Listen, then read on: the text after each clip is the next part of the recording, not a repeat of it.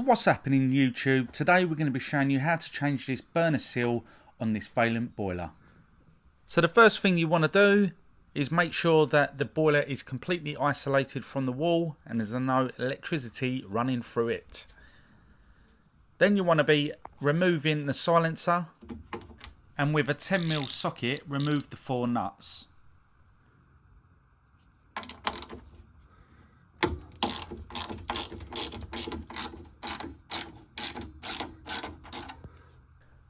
Once this is done, you want to disconnect the gas valve from the gas pipe. I always remove it here because I find it easier to reconnect and disconnect later on. Then you want to disconnect the fan connections and the gas valve connections as well.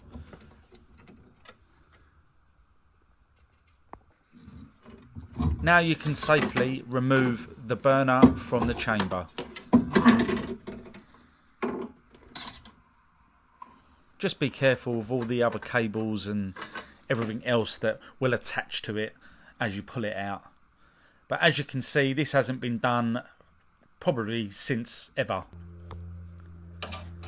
So try and get out all the little debris inside, hoover it out, and with some wire wool I always go round and try and clean off all the limescale build up inside.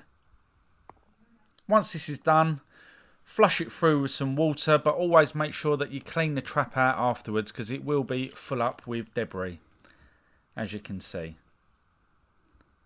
Once this is done, clean the trap out completely and replace it back. It's always a good idea to check this heat shield for any cracks or imperfections. It has slight cracking on it, but it wasn't as bad as some I've seen before. So with a screwdriver, just pull out this graphite seal. This is the main seal that you want to be changing. It's quite easy to take out.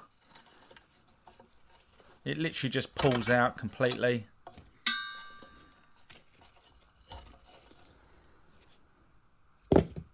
And you can replace it with a new one. Don't forget to change the electrode seal as well, because these can get really bad and start to leak also. As you can see on this one, it really did need changing.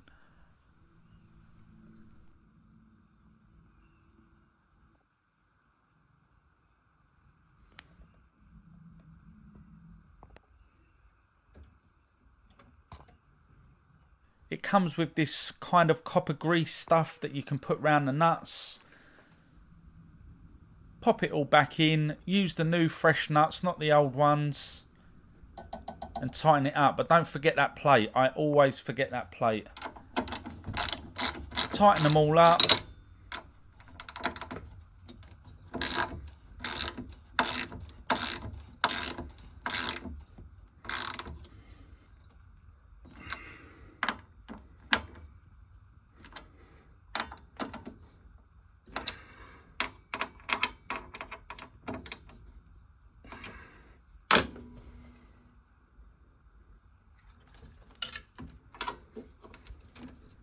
Make sure you put all the connections back in properly.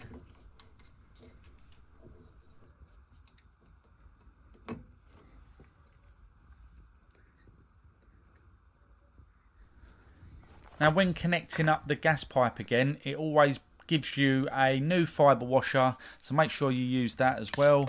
Just throw some LDF around it, but also do a tightness test as well, just to make sure that nothing's leaking.